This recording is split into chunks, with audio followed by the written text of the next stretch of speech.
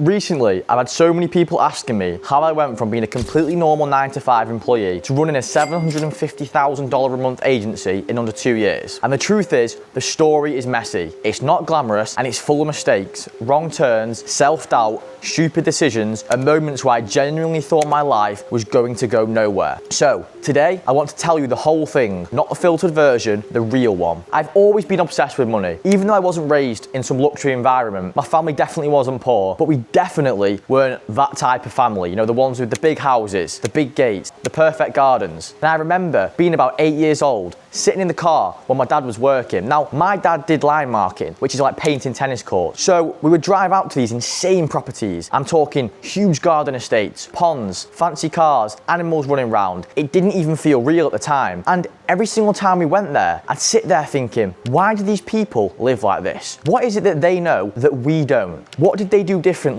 That question lived in my head for years. And then one day, I actually jumped out of the car, walked up to one of the homeowners, this old guy. I tapped him on the leg and asked him straight up, what do you know that I don't? How do you have all this? I didn't care that I was a kid. I just wanted the answer. He laughed. And he said something that changed my life forever. He told me that he worked in the car repair business. But then he said, when everyone else is down the pub every weekend, I'm working. I just did the opposite of the majority. And that stuck with me. From that moment, I promised myself I'd live differently. Whenever I noticed what everyone else was doing, I would go out of my way to do the complete opposite. And that was the seed that shaped my entire life. When I was about 12, I then got my first paper round, £15 a week, my first job. My mum told me to quit so I could focus on school. So I went in to hand my notice and somehow walked out with another paper round instead. Suddenly, I was making £30 a week. I was waking up at 5:30 every single morning without fail. Rain, snow, didn't matter. And that job, as silly as it sounds, made me respect money from a very early age. It taught me discipline, but I wanted more. I always wanted more. So I started selling anything I could get my hands on. Sweets at school, clothes, iPhone chargers. I'd buy them cheap, fix them up, sell them for a profit. I'd post them on Snapchat and Instagram, back when that was the move. And if you had me back then on social media, you remember them days. And by the time I was 15, I was literally traveling to different towns with a backpack full of clothes and electronics, meeting strangers, making deals. It was like running an eBay business, but you know, in real life. I didn't know it then. Well, that was my first real taste of entrepreneurship. But even with all this hustle going on, I didn't know how to make any kind of real money. The kind of money I dreamed about when I'd see those giant houses with ponds and fancy gates and supercars. I started to question whether I'd ever figure it out. I also had this issue where I would never fit into the school system. I couldn't sit still. I just couldn't. I couldn't focus. I didn't respect the teachers because I knew deep down I didn't want their life. And because of that, I was constantly in trouble. Detentions, isolation rooms, getting pulled out of class. I felt like the system just wasn't built for people like me, so I rebelled even harder. Eventually, I got kicked out of high school just before my GCSEs, and that's the moment everyone around me decided my life was already over. Teachers literally told me I'd end up homeless or in jail if I didn't fix up, and that stuck with me too, but in a different way. It didn't break me, it lit me up. I remember thinking, watch me. That was fuel. And as I got older, I did every job I could get. Painting, restaurants, leaflet drops, Christmas tree lots, labouring, working with my dad, literally anything that paid. Now, nothing was glamorous, but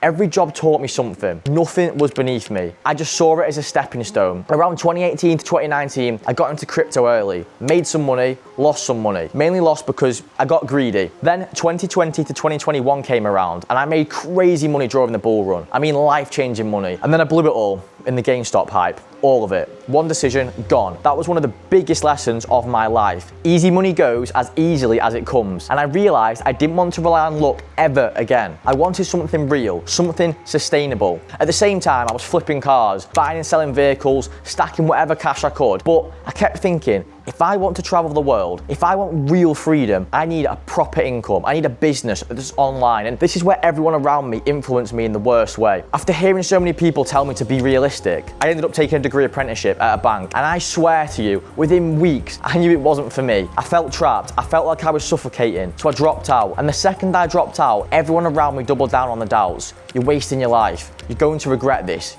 Get a real job. I heard it all. And I'd be lying if I said it didn't get to me. And for the first time in my life, I started doubting myself too. Now, I'm not going to sugarcoat it. For a while, I fell into the wrong crowd. I surrounded myself with people who had no ambition, no discipline, no vision, and I made stupid decisions. Got involved in things I shouldn't have, and every time I tried to get my life together, something would pull me back into that same cycle. But deep down, I always knew I wasn't meant to stay there. I knew I wanted more. And eventually, I realized I needed to cut people off if I wanted wanted to elevate. And that was one of the hardest but most important decisions of my entire life. After leaving the bank job, I promised myself something. I would never, ever work for someone else again. I had no plan, no degree, no safety net, but I had that decision. So I started experimenting online, trying different business models, learning sales, psychology, funnels, marketing. I absorbed everything I could find. I studied every successful entrepreneur I could find online, and eventually that path led me to the OnlyFans management world. And the crazy part is, everything I had ever done suddenly made sense. My background in sales, useful. My understanding of psychology, useful. Learning how people respond to content, useful. Systemizing things, useful. Building networks, useful. It was like this industry combined every skill I'd spent my life learning without even realizing I was learning it. That's when Prestige Partners was born. And from that point forward, everything changed. I got obsessed with building systems. I built a structure where creators could scale fast. I hired, trained, and built teams in every area. Chat teams, content strategists, creative directors, editors, retention specialists. I built processes, automation, frameworks, and creators started scaling like crazy. I took girls from 0 to top percentages. I helped build brands, helped change lives, and the agency exploded. Within 2 years, I scaled my agency to $750,000 a month. I built it so efficiently that eventually the day-to-day operations didn't require my input, and that gave me something I always dreamed of: freedom. The freedom to travel, meet new people, live in different countries, expand my network, level up my mindset, and actually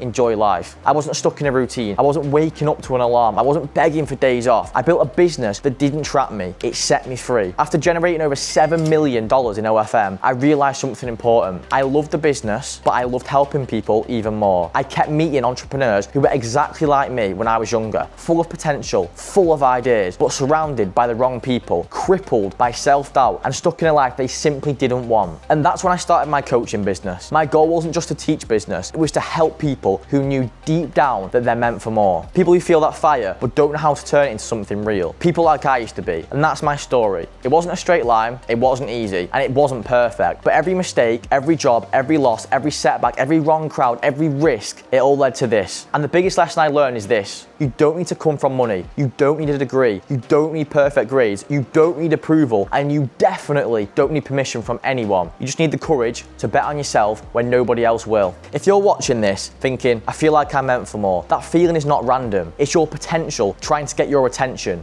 Don't ignore it. I spent years ignoring mine until eventually I just couldn't anymore. So if you want me to make more videos on my journey, or break down the business model I used, or show you how to build something of your own, comment below and let me know. And if you're someone who knows you're capable of more, but you just need direction, check the link in the description. Book a call, join the community, and let me help you build something real. Because if I can do it with no degree, no connections, no plan, no safety net, imagine what you can do if you start today. This is just the beginning for me, and maybe for you too. Let's build something massive. Thanks for watching.